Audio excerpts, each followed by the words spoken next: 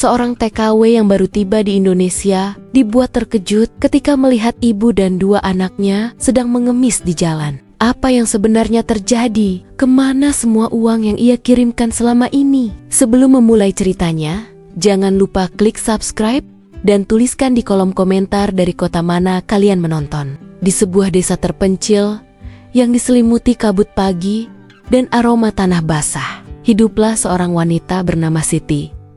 Usianya baru menginjak 30 tahun. Namun garis-garis kecemasan dan kerja keras telah terukir di sudut matanya yang bening. Siti adalah potret seorang ibu dan istri yang berjuang. Di pundaknya terbeban mimpi-mimpi kecil keluarganya, kedua anaknya, Rina yang berusia 8 tahun dan Dani yang baru berumur 5 tahun, serta ibunya yang renta, Mbok Minah, yang semakin rapuh digerogoti usia dan rematik. Suaminya, Budi, seorang lelaki yang dulunya tampak penuh semangat, kini lebih sering menghabiskan waktunya di warung kopi desa, bercengkrama dengan sesama pengangguran. Janji-janji manisnya untuk mencari pekerjaan yang lebih baik hanya tinggal angin lalu, menguap bersama kepulan asap rokoknya. Tanah garapan mereka tak seberapa luas. Hasilnya hanya cukup untuk makan hari ini. Tak pernah lebih. Setiap malam, Siti seringkali terjaga, memikirkan bagaimana esok ia bisa membeli beras, membayar uang sekolah anak-anak yang kian menunggak, atau sekadar membeli obat untuk Mbok Minah. Suatu hari, setelah berbulan-bulan bergulat dengan keputusasaan, sebuah gagasan ekstrim muncul di benaknya. Tetangga desanya, Bu Indah, baru saja pulang dari Taiwan dengan tumpukan uang dan cerita kesuksesan. Siti mendengar bisik-bisik tentang betapa sulitnya hidup di rantau, tentang majikan yang kejam dan kerinduan yang tak tertahankan. Namun, dibanding derita kemiskinan yang ia rasakan setiap hari, derita itu terasa lebih ringan. Ia memutuskan untuk menjadi tenaga kerja wanita TKW di Hong Kong. Keputusan itu seperti melempar batu ke kolam yang tenang, menciptakan riak yang besar dalam keluarganya. Mbok Minah menangis, terseduh-seduh, memohon Siti untuk tidak pergi. Nak, jangan tinggalkan kami. Siapa yang akan menjaga anak-anakmu? Ibu sudah tua, tidak sanggup, rintihnya Rina dan Dani. Dengan mata polos mereka memeluk erat kaki Siti, tak ingin ibunya pergi jauh. Hati Siti hancur berkeping-keping, air matanya tak terbendung. Namun tekadnya sudah bulat. Ma, Rina, Dani, dengarkan ibu, kata Siti. Suaranya bergetar menahan tangis. Ibu pergi bukan karena tidak sayang, justru karena ibu sangat sayang pada kalian. Ibu ingin kalian punya masa depan yang lebih baik. Rina bisa terus sekolah, Dani bisa jajan enak, dan nenek bisa berobat. Pandangannya beralih pada Budi, yang duduk termenung di sudut ruangan, menyembunyikan tatapan cemas di balik kerudungnya. Mas, panggil Siti, suaranya tegas. Aku titipkan anak-anak dan ibu padamu. Aku akan bekerja keras di sana. Setiap bulan, aku akan mengirim uang. Gunakan uang itu untuk kebutuhan mereka, untuk sekolah anak-anak, untuk obat ibu. Jaga mereka baik-baik, jangan sampai mereka kekurangan. Ini tanggung jawabmu. Budi mengangguk pelan, mengangkat wajahnya, dan menatap Siti dengan tatapan meyakinkan. Jangan khawatir, Ti, aku akan jaga mereka. Aku akan jadi ayah dan anak yang baik. Kamu fokus saja bekerja di sana. Cepat pulang. Janji itu diucapkan di bawah naungan atap reot rumah mereka. Terasa seperti sebuah kontrak suci bagi Siti.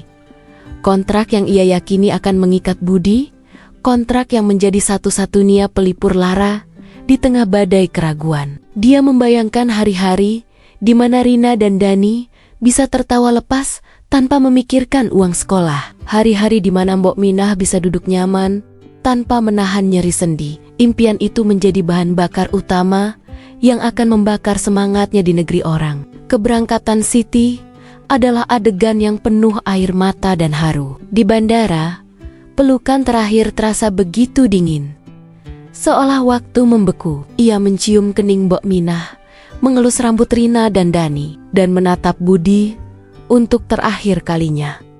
Memintanya sekali lagi untuk menepati janji. Saat pesawat lepas landas, Siti menatap ke bawah, melihat titik-titik kecil rumahnya yang semakin menjauh. Ia berjanji pada dirinya sendiri, pada keluarganya, bahwa ia akan kembali sebagai pemenang, membawa harapan dan kehidupan yang lebih baik. Hong Kong menyambut Siti dengan segala hiruk-pikuk dan gemerlapnya, namun juga dengan kerasnya realita. Udara dingin yang menusuk tulang, bahasa yang asing, dan gedung-gedung pencakar langit yang menjulang tinggi, semuanya terasa menekan. Ia bekerja sebagai asisten rumah tangga di sebuah apartemen mewah di pusat kota. Majikannya, Nyonya Li, adalah seorang wanita parubaya yang cerewet dan perfeksionis. Hari-hari Siti dimulai sebelum matahari terbit dan berakhir jauh setelah matahari terbenam. Ia membersihkan rumah 5 lantai seorang diri,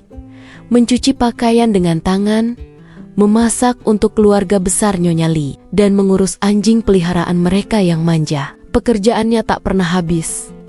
Istirahatnya hanya hitungan jam. Terkadang, ia hanya tidur 4 hingga 5 jam sehari. Tubuhnya seringkali terasa pegal dan remuk. Namun pikirannya tak pernah berhenti memutar bayangan wajah anak-anaknya dan ibunya. Setiap malam, setelah semua pekerjaan selesai dan rumah majikan sepi, Siti akan menyelinap ke sudut kamarnya. Ia mengeluarkan ponsel murahnya yang hanya bisa digunakan untuk mengirim pesan singkat atau panggilan singkat di akhir pekan. Ia merindukan masakan Mbok Minah, tawa riang Rina dan Dani, serta suara Budi yang dulu selalu menenangkannya. Kerinduan itu kadang-kadang terasa seperti beban yang tak tertahankan, membuat air matanya menetes tanpa bisa dicegah. Namun, kerinduan itu juga yang memberinya kekuatan. Setiap kali ia merasa lelah, ia akan teringat pada tujuan awalnya.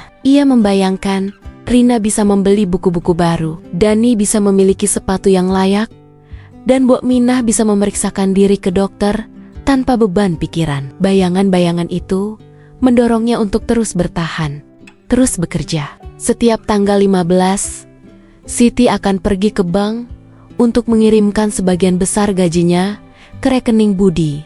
Jumlahnya tidak sedikit. Untuk ukuran hidup di desa, uang itu sangat berarti. Ia selalu memastikan untuk menyisakan sedikit saja untuk dirinya. Cukup untuk membeli pulsa, sabun, atau sesekali membeli makanan kecil untuk mengatasi rindu akan cita rasa masakan rumah. Sudah ku transfer uangnya, Budi?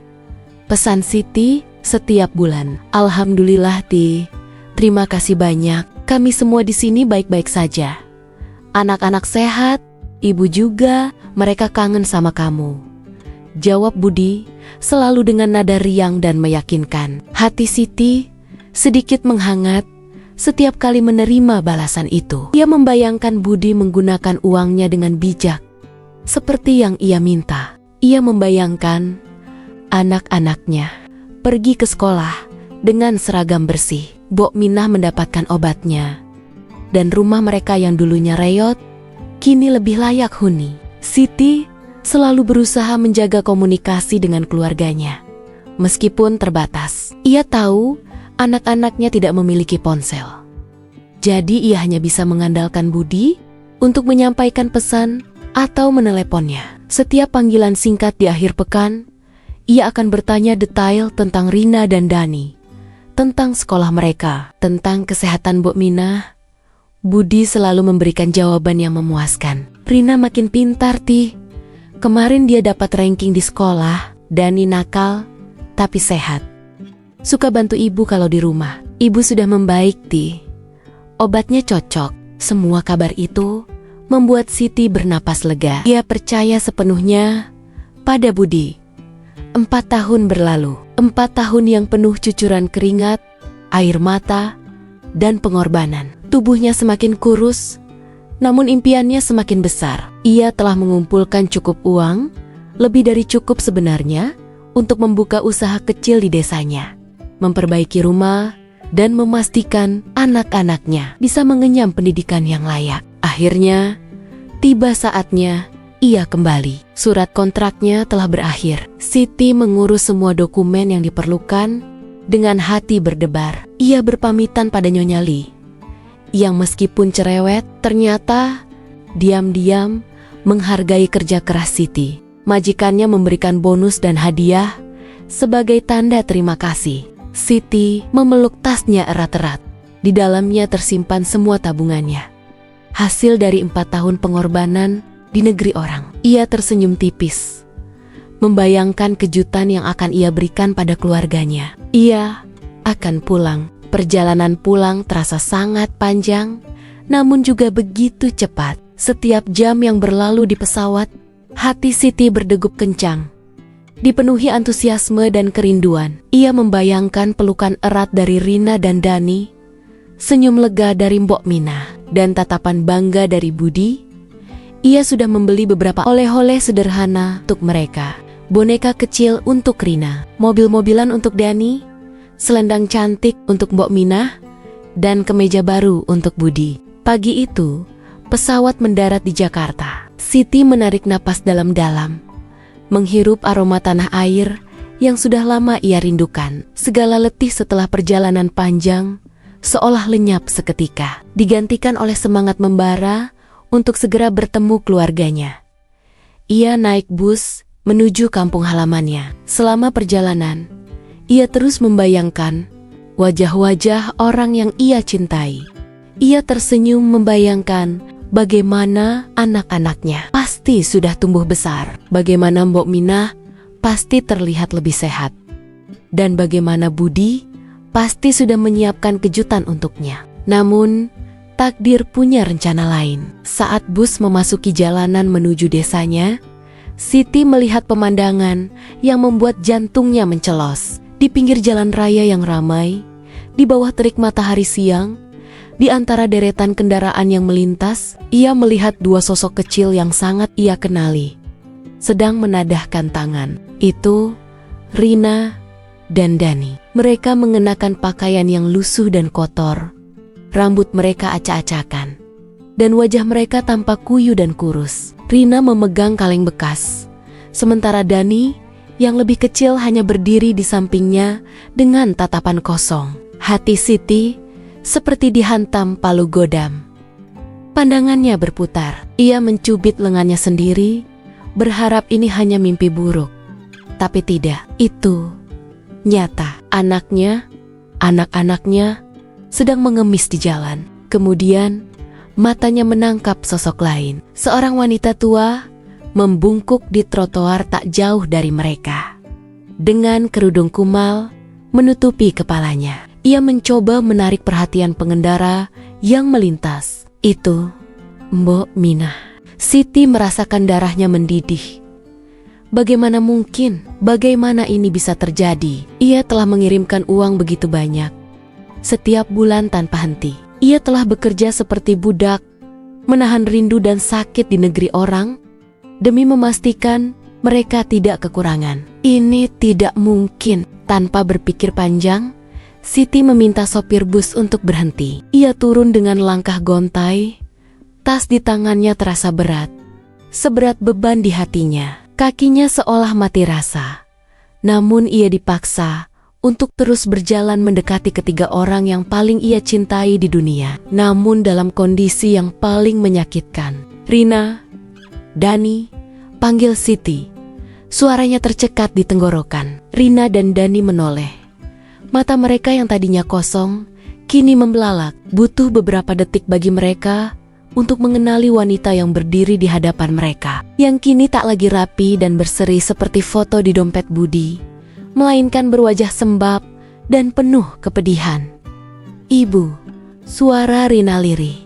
Tidak yakin. Dani, begitu mengenali ibunya, langsung berlari dan memeluk kaki Siti erat-erat. Tangisnya pecah. Ibu pulang. Ibu pulang. Siti berlutut, memeluk kedua anaknya dengan erat. Ia mencium kepala mereka berulang kali. Air matanya membanjiri pipi yang kini lebih tirus. Bau debu dan keringat bercampur dengan bau tubuh anak-anaknya yang ia rindukan. Mbok Minah, yang tadinya tak menyadari kehadiran Siti, kini ikut menoleh. Pandangan matanya yang sayu kini terpancar kepolosan dan kebingungan. Namun, begitu ia melihat Siti, matanya melebar. "Siti, anakku, kamu sudah pulang?" Siti bangkit, berjalan gontai menuju ibunya. Ia memeluk Mbok Minah, merasakan tubuh kurus dan rapuh ibunya. Hatinya seperti diremas. "Ma, kenapa begini? Kenapa kalian di sini? Kenapa kalian mengemis?" Pertanyaan-pertanyaan itu mengalir deras, bercampur dengan isak tangis yang tak tertahankan. Pemandangan di depannya adalah tamparan keras, penghinaan besar atas semua pengorbanannya. Di mana Budi? Di mana suaminya yang telah ia percayakan segalanya? Kemarahan mulai membara di dasar hatinya. Sebuah api yang siap melahap siapapun yang bertanggung jawab atas penderitaan keluarganya. Siti membawa ibu dan anak-anaknya menjauh dari keramaian jalan. Ia menyewa angkot kecil untuk membawa mereka pulang ke rumah. Sepanjang perjalanan, ia tak henti-hentinya memeluk Rina dan Dani, mencoba menghibur Mbok Minah yang masih terlihat linglung. Rumah yang dulu ia tinggalkan kini tampak lebih usang dan tak terurus. Catnya mengelupas, atapnya bocor, dan halaman depan ditumbuhi ilalang tinggi. Ini bukan rumah yang ia impikan. Ini bukan hasil dari uang yang ia kirimkan. Setelah menenangkan mereka dan memberi mereka minum, Siti duduk di bangku reot yang dulunya adalah favoritnya. Ia menatap Mbok Minah dengan tatapan penuh pertanyaan. Matanya memerah. "Ma, ceritakan pada Siti. Apa yang terjadi? Di mana Budi? Kenapa kalian bisa begini?" Mbok Minah menunduk. Air mata kembali menggenang di pelupuk matanya. Suaranya serak dan putus-putus. "Nak, Budi sudah pergi." Siti terkejut. "Pergi? Pergi kemana? Sejak kapan? Kenapa dia tidak memberitahuku?" Mbok Minah menarik napas dalam, seolah mengumpulkan kekuatan. "Sudah hampir setahun, Nak. Setelah kamu kirim uang terakhir kali, dia bilang mau pergi ke kota, mencari kerja yang lebih baik. Dia bilang akan kirim uang nanti. Tapi dia tidak pernah kembali. Uang yang kamu kirim, dia tidak pernah memberikannya pada kami. Dia bilang sudah habis untuk biaya makan dan sekolah. Tapi kami tidak pernah merasakan uang itu, Nak. Dia selalu punya alasan." Jantung Siti berdebar keras. Sebuah kilat amarah melintas di matanya. "Apa maksudnya, Ma? Aku mengirim uang setiap bulan. Setiap bulan aku bekerja keras sampai hampir mati demi mereka." Rina yang duduk di samping ibunya dengan suara kecilnya menambahkan, "Ayah selalu bilang uangnya belum datang, Bu. Atau sudah habis untuk beli beras. Kami sering lapar, Bu. Nenek juga sering sakit, tapi tidak bisa berobat." Dani, yang masih terlalu kecil untuk memahami, hanya memeluk Siti erat-erat, seolah takut ibunya akan pergi lagi. Dunia Siti runtuh seketika. Setiap pesan singkat dari Budi yang mengatakan kami baik-baik saja, setiap panggilan telepon yang memberitakan anak-anak sehat dan pintar, kini terasa seperti belati yang menusuk-nusuk hatinya. Budi tidak hanya mengkhianatinya, tapi juga menelantarkan anak-anaknya, membiarkan Mbok Minah yang sudah rentah hidup dalam penderitaan. Uang hasil keringatnya, hasil pengorbanannya, telah Budi nikmati sendiri. "Bagaimana dengan rumah ini, Ma?" tanya Siti. Suaranya bergetar menahan amarah yang mulai membakar. "Dia bilang akan memperbaikinya, Nak. Tapi tidak pernah. Semua uangmu dia pakai sendiri. Kata tetangga, dia sering ke kota, membeli barang-barang mahal dan main judi." Mbok Minah menunduk dalam-dalam, merasa bersalah. "Kami tidak tahu harus bagaimana, Nak. Kami tidak punya siapa-siapa lagi. Kami terpaksa mengemis untuk makan." Kata-kata Mbok Minah adalah pukulan telak bagi Siti. Ia merasa bodoh, begitu naif telah mempercayai Budi sepenuhnya. Kemarahan yang tadinya hanya bara api, kini telah menjadi kobaran yang melahap habis semua kebaikan dan kepercayaan yang pernah ia miliki untuk suaminya. Air mata kemarahan mengalir deras di pipinya. Ia tidak lagi menangis karena sedih, melainkan karena luka pengkhianatan yang menganga. "Budi," desis Siti. Suaranya dipenuhi kebencian yang mendalam. "Aku bersumpah, dia akan membayar mahal atas semua ini." Rina dan Dani menatap ibunya dengan tatapan cemas. Mereka belum pernah melihat ibu mereka semarah ini. Siti bangkit, berjalan mondar-mandir di ruang tamu yang pengap. Pikirannya kalut, namun di tengah kekalutan itu, muncullah sebuah tekad yang membaja.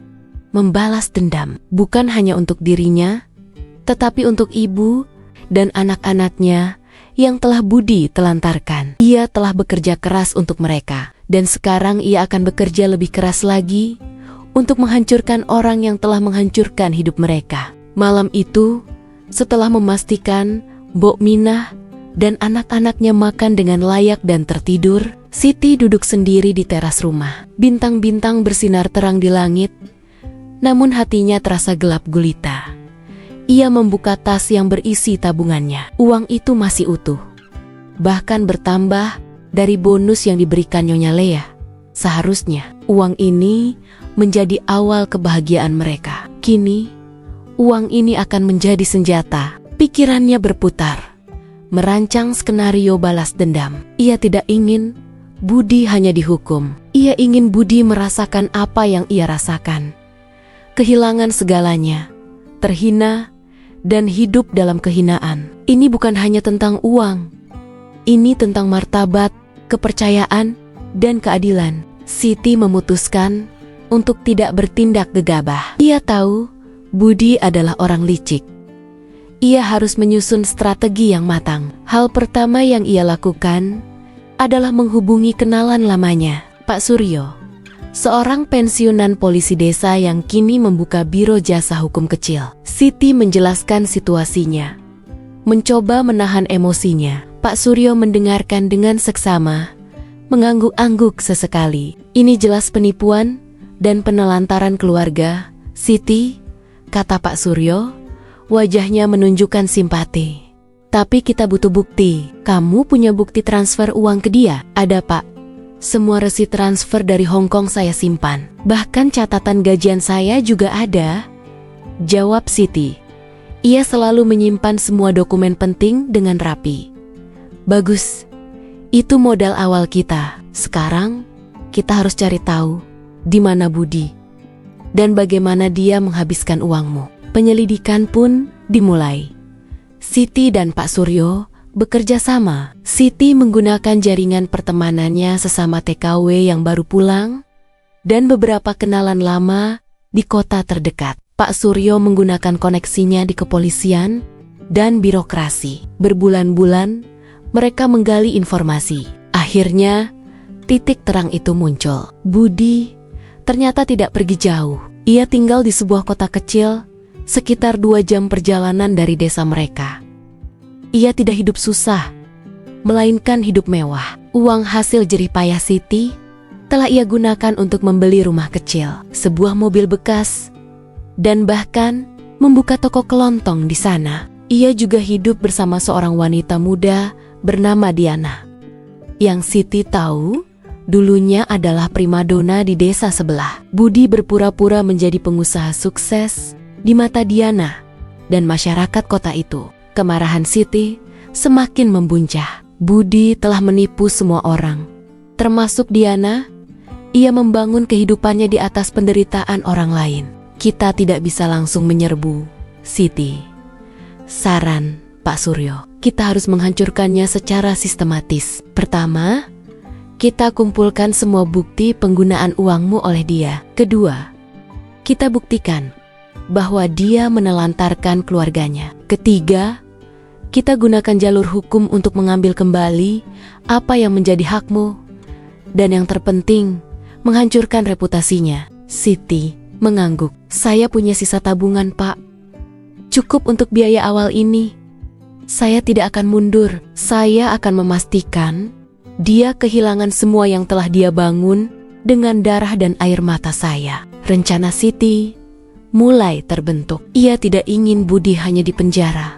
Penjara akan memberinya makan dan tempat tinggal. Siti ingin Budi merasakan kehancuran total, seperti yang ia rasakan ketika melihat anak-anaknya mengemis di jalan. Ia ingin Budi kehilangan kebanggaan, status, dan semua yang ia banggakan. Langkah pertama adalah mengumpulkan informasi lebih lanjut tentang toko kelontong Budi dan Diana. Siti menyuruh beberapa teman yang ia percayai untuk berpura-pura menjadi pelanggan, mengamati operasional toko, dan bahkan berinteraksi dengan Diana untuk mengumpulkan informasi tentang sumber modal toko tersebut. Ia juga diam-diam memotret Budi dan Diana yang terlihat mesra sebagai bukti tambahan. Siti juga mulai mendokumentasikan kondisi rumahnya yang rusak, pakaian lusuh anak-anaknya, dan kondisi kesehatan Bok Minah yang memburuk akibat kekurangan gizi. Semua itu adalah bukti fisik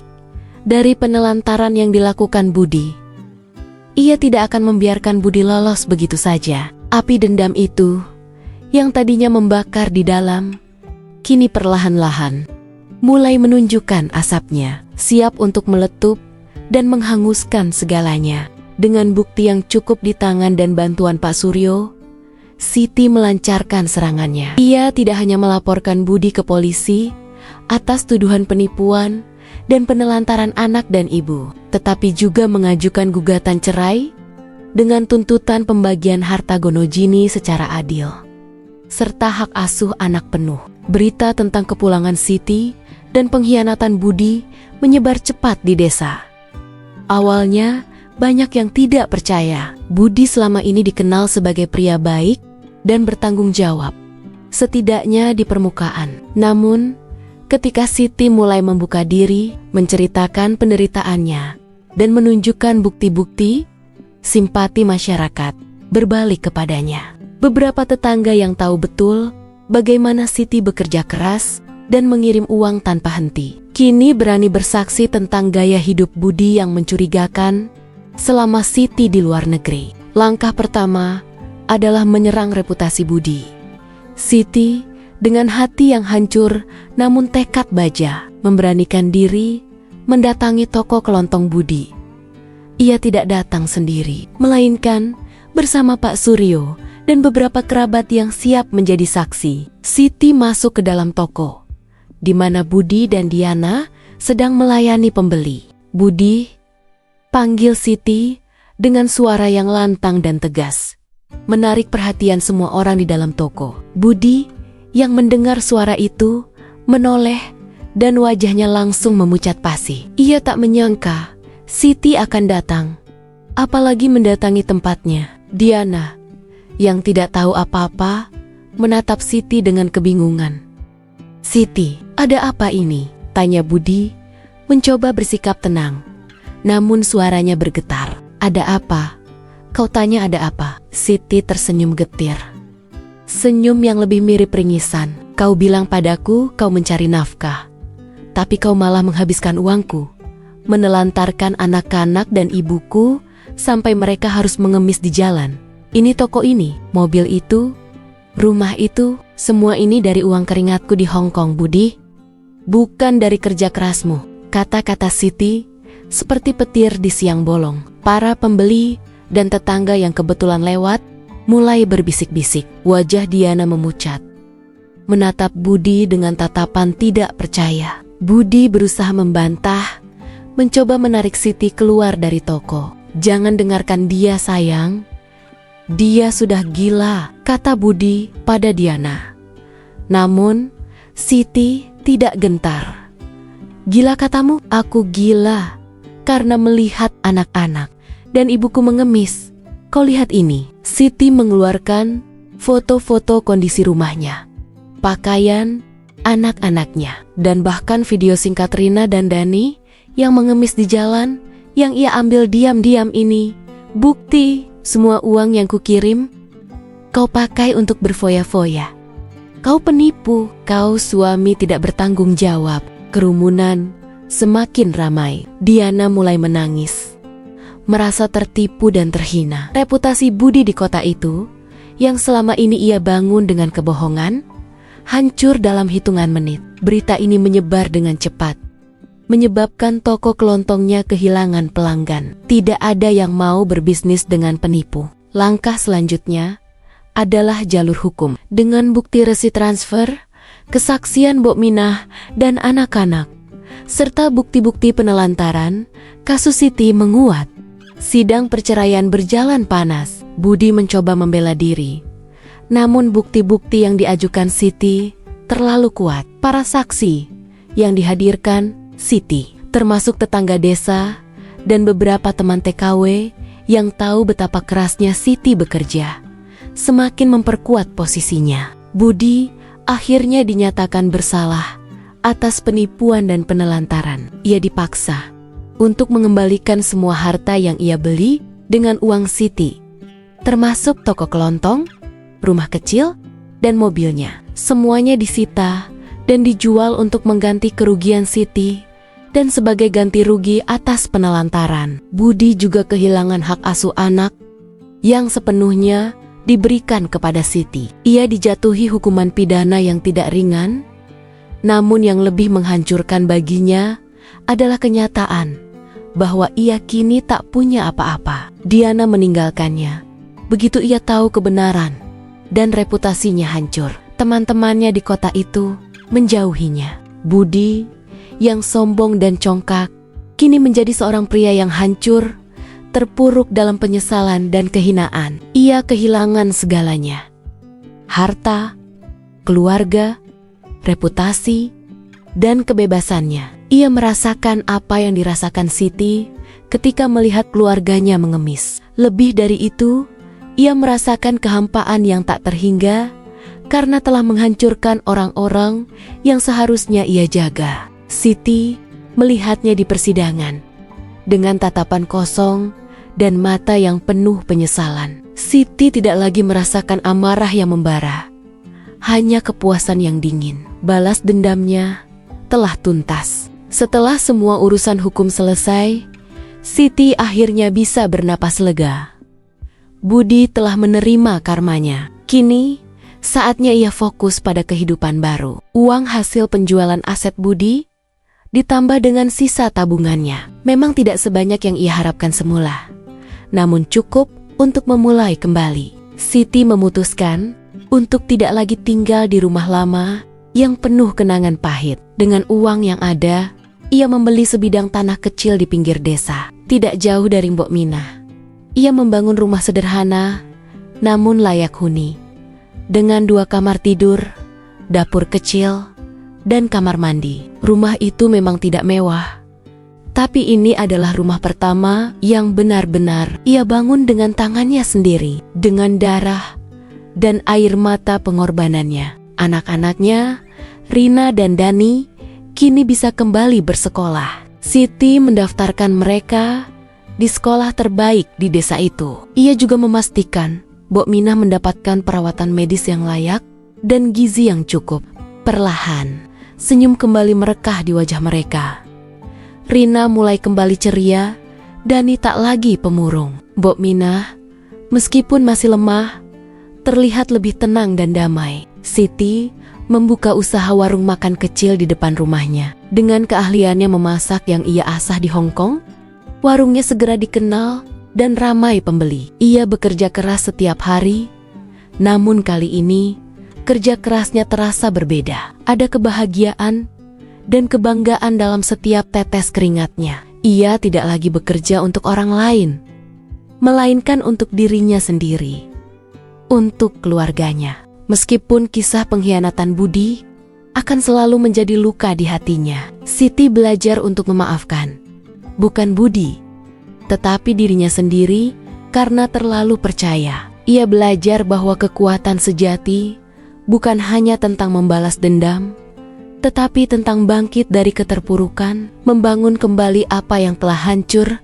dan melindungi orang-orang yang ia cintai. Kisah Siti menjadi inspirasi di desanya. Banyak yang kagum dengan ketabahan dan kekuatan mentalnya. Ia menjadi contoh bahwa seorang wanita, meskipun menghadapi badai terberat sekalipun, bisa tetap berdiri tegak dan menciptakan takdirnya sendiri. Ia tidak lagi menjadi korban, melainkan pahlawan bagi keluarganya sendiri. Siti membesarkan Rina dan Dani dengan penuh kasih sayang, menanamkan nilai-nilai kejujuran, kerja keras, dan pentingnya menjaga kepercayaan. Ia sering bercerita tentang pengalamannya di Hong Kong, bukan untuk menakut-nakuti, melainkan untuk menunjukkan betapa berharganya setiap rupiah yang ia kirimkan. Tahun-tahun berlalu, Rina tumbuh menjadi gadis yang cerdas dan mandiri. Dani menjadi anak laki-laki yang bertanggung jawab dan pekerja keras. Mereka adalah bukti nyata dari perjuangan dan pengorbanan Siti. Setiap kali Siti memandang wajah mereka yang bahagia, ia tahu bahwa semua derita yang ia alami tidak sia-sia. Ia telah membalas dendamnya, bukan hanya dengan menghancurkan budi, tetapi dengan membangun kembali kehidupan yang lebih baik.